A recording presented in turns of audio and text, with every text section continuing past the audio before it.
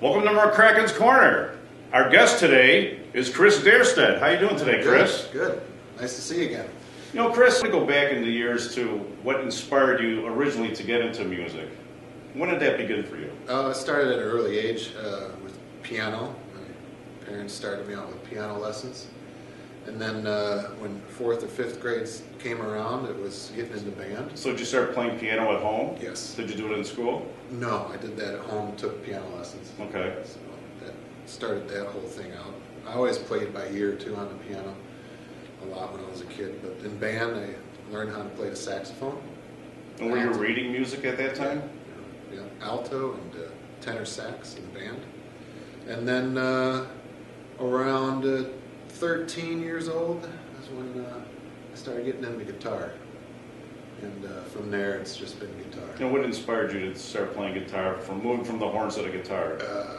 Listening to Angus Young, Jimmy Page, and Eddie Van Halen, stuff, guys like that.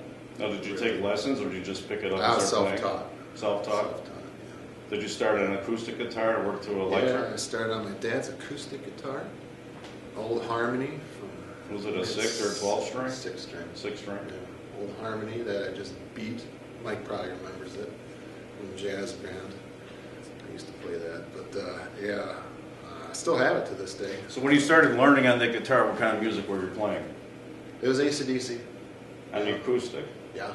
And what was one of your favorite songs that you learned to play on that guitar? Bells was one of the first ones. A whole lot of Rosie, Hell's Bells, Highway to Hell. That was probably around 92, 93-ish. Were you in high school at that time? Yeah. So were you playing in garage bands or at that point? Well, we had a really cool band teacher. His name was Terry Van, and he allowed us to play our guitars at basketball games and events like that, concerts and jazz band events. So we were given this opportunity. Another member that helped form the band, he and I would play at basketball games, and it was mostly just basketball games, sometimes pep rallies, stuff like that. And what band did you form? Well, Downpour kind of came from that. It wasn't really a band yet, but like 95, 94, 95 was when we were given that opportunity to be able to play in front of the school. And I used to do the Star Spangled Banner before the basketball games, stuff like that. Oh, nice. On guitar. Did you start the band while you were still in high school? Yeah. Did you play anywhere? Play for anybody? And how many people were in the band? Well, we did do like talent shows and stuff like that, but the members in the beginning were kind of in and out quite a bit. We had a couple drummers, singers, bass players before the final set, around 2000. But Mike came in 96, and we played a show in the Windings, which is in the Lily Lake area, I think. So. And was it all AC/DC at that time, No, or were you doing other music? Well, we played some of our own stuff, mostly AC/DC, a couple of our own songs. We did a little Led Zeppelin here and there. So who wrote the music? It was myself and a buddy from high school, Chad. And what was it? What kind of music was it? Kind of really close to AC/DC. Oh, it was? Type stuff, yeah. Rock and roll. And then, did you have a vocalist in the band at that time? That was tough to nail down until Rhett came along. So, Which is your current vocalist. Yeah. So you wrote some songs close to AC/DC. Do you ever play them in your set to this day? We did, but Chicago is such a cover scene that when we started playing our originals, that you could kind of tell from the crowd that it was like, I'll go get a beer now or something like that. It could be because they weren't that great, but we thought they were good. At what point did you actually form the band, which is now known as Downpour? 2000. Year 2000? Yeah. And what was your inspiration for doing that? Open mic night, open jam night at Okay. Dan Sports Club in Elgin. And the guys at Gibson Strings used to be in Elgin at that time, they would do an open jam every Thursday night. And we would go there after school or after work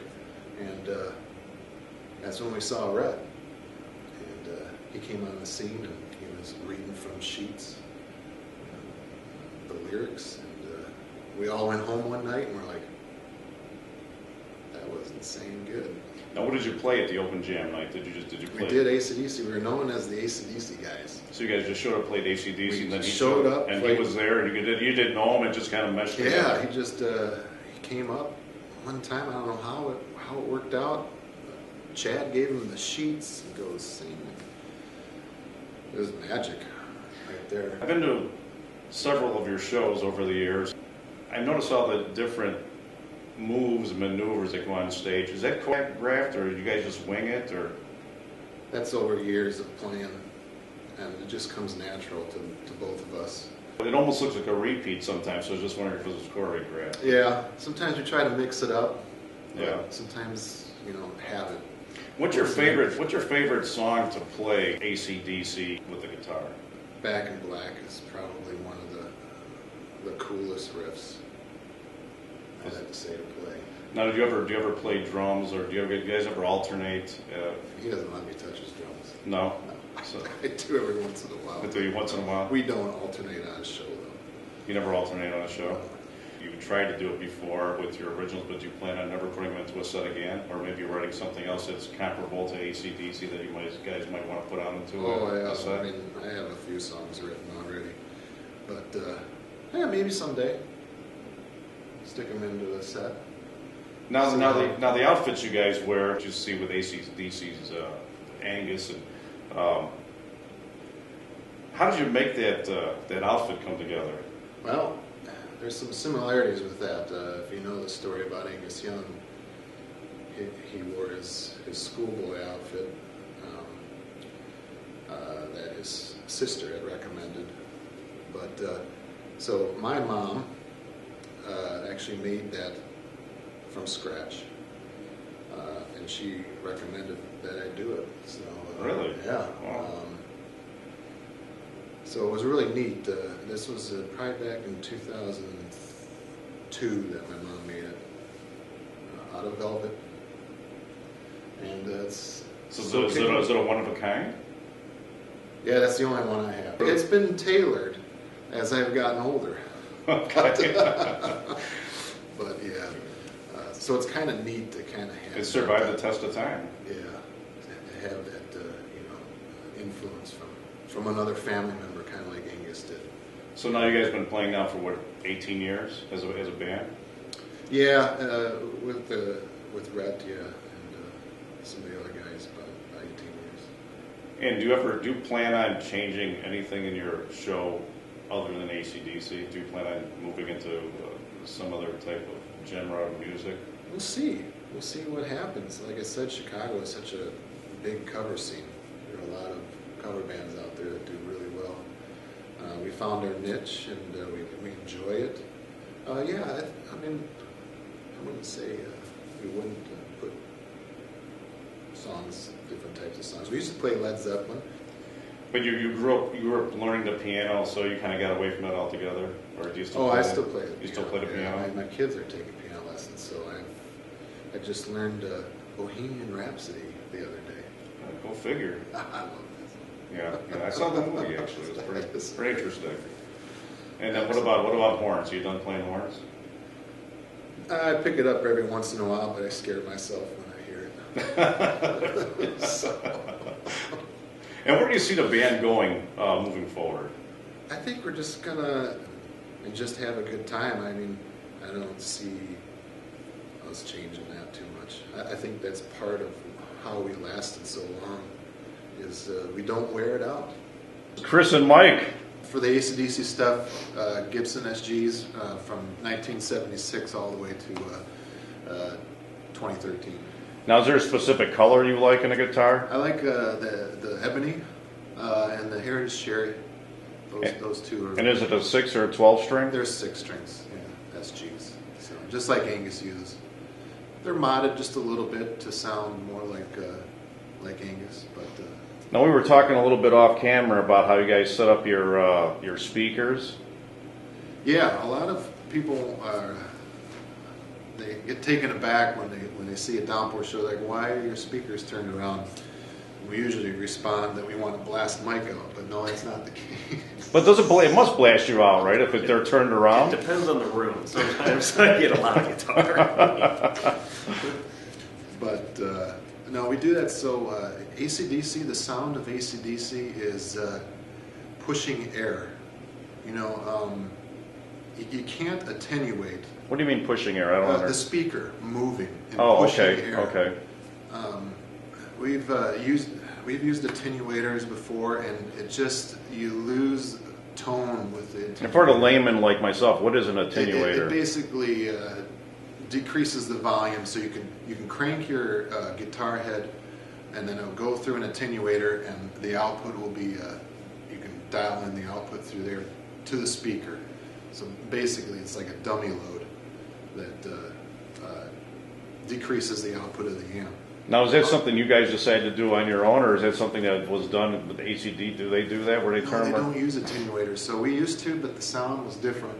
In smaller rooms in our earlier years were harder to control the sound volume, and whether it was the crowd or the sound person running the show, it was always like, guys, you just gotta turn down. You're just too darn loud. So yeah, we started using attenuators, but then we blew all those up. So smoking in the corner. and we used to play with full stacks too, and and then we just later on, as we got older and stuff, it was more about the sound instead of entirely about the look. So we would just go with half stacks, and we'd turn the speaker cabinet around, and the sound guy would be able to mic it from behind. We could get the sound that we want without blasting out the whole front row. Now, who came up with that? Who was the mastermind behind that plan? I saw AC/DC do You it saw him do it. Yeah. in '96 Oh, they actually did when it. they played live in '96 for the Ballbreaker tour, and I was like, should try that, and we've been doing it ever since. Yeah. That way we can use our, Tom, he uses a 1973 original Marshall Super Bass. That rig is so loud. Yeah, 100 watts. He turns that around. We do have foamed buffers that we kind of put between mics so that he doesn't get blasted. Trick of the out. trade. You guys got a pretty crazy prop now that I think about it. It looks like it's a big bell. Is that made out of styrofoam as well, or Big Bertha, we call it. is that what it's Big Bertha? Yeah, so that is It's some type Styrofoam? of polyurethane foam. Is that something you It guys was put molded, together or had made, or?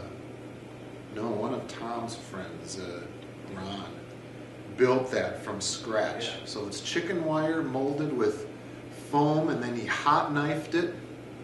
And we wanted something big, something that had AC/DC on it.